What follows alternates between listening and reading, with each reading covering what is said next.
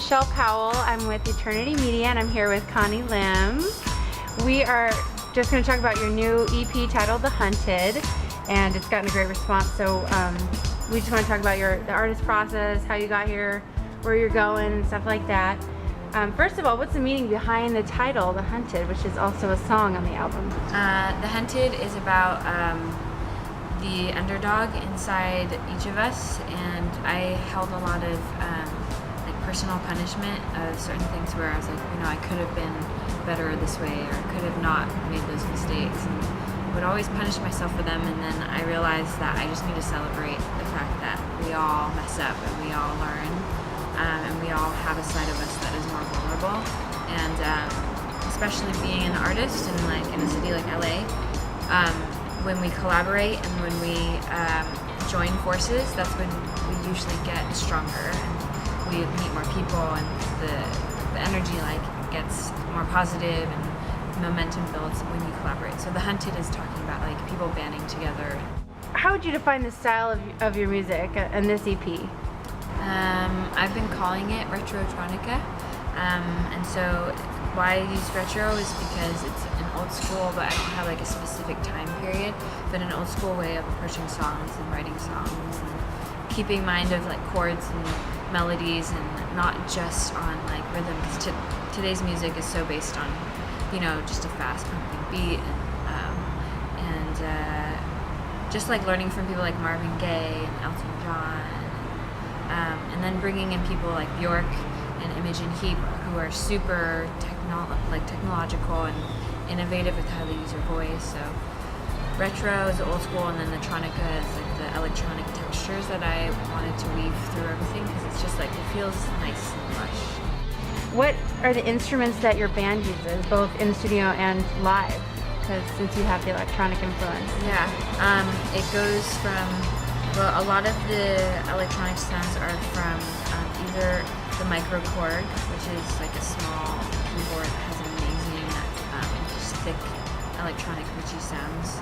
And then I used Logic as my software, and created most of the beats from there, and I established groove from drum loops, and just use that as my map at first, and then I put in the chords I liked, and then I would start creating melodies and singing. I usually hear most of the song all together at once, and it's just a matter of mapping it out. So the drum loop process helps me a lot, because it establishes a groove, and I can just, okay, this is what we're trying to feel. We're trying to feel upbeat, for The Hunted. We're trying to feel kind of dancey, or right. For Morning, we're trying to sound ethereal, so it sets a mood. We used a juice harp, those little things, the mouth harp, for Walk On, and we had trombone, and we had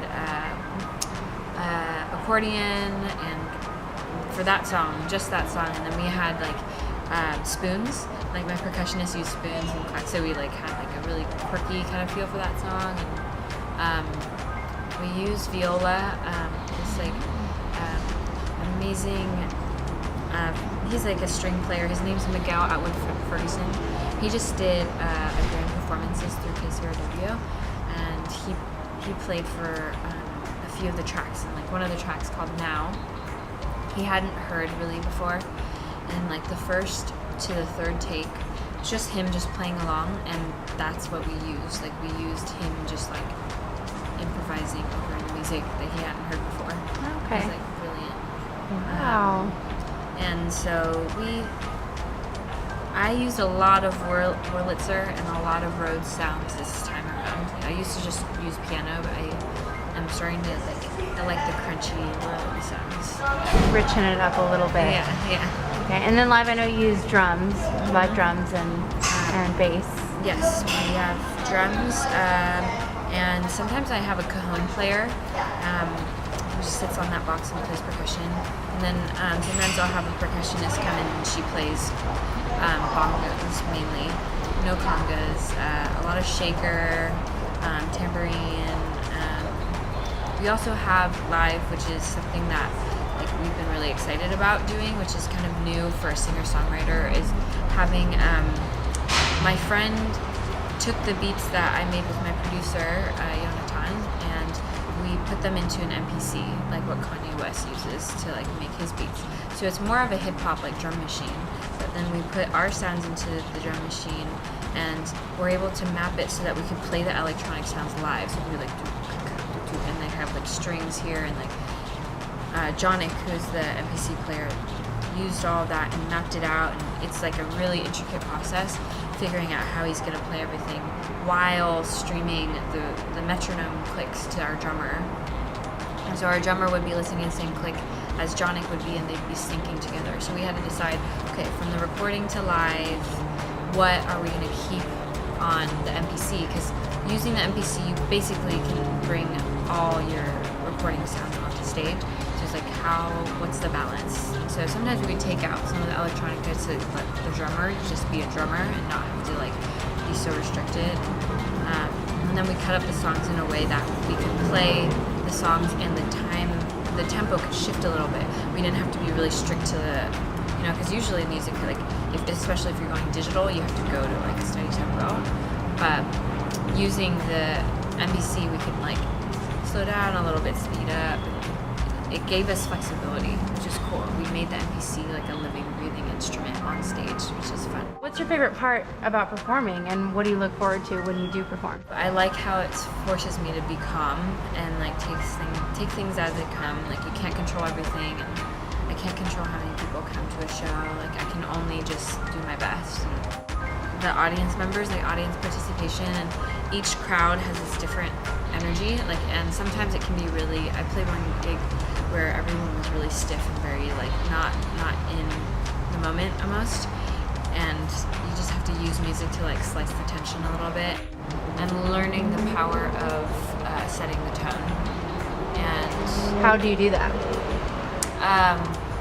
I've heard actors talk about this when they go into auditions. They feel like the whole tactic with auditions, they tell me, is like, you gotta just create the whole environment just by being yourself and understanding what's there, and that it's not about you, and that it's about everybody else, and you're like serving them. Because like when you walk into an audition, like the people who are trying to fill the roles for the part want you to be the best, and listeners want to be entertained, and they want to go somewhere, whether or not they realize it or not. And so you just have to not take anything personally, like with life and everything. Like, it's not about me right now, it's about like how I can use this tone to like make you feel good right now. So I try to be as responsive as I can with fans and friends and new people, and create relationships with them. And well, where can fans find a copy of your physical CD, and where can they find it online? Physical copies are on cdbaby.com/cd/Connie Lim 1.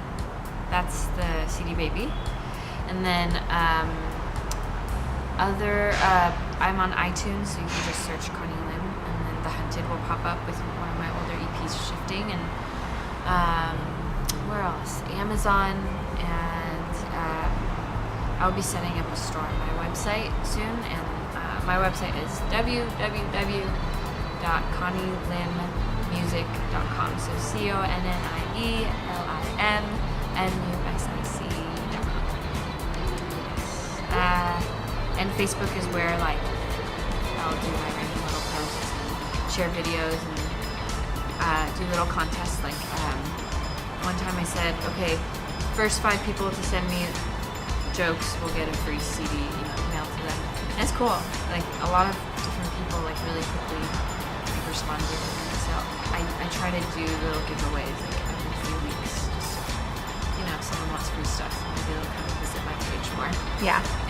Cool. Well, thanks so much for joining us today. This is Connie Lim once again. Bye.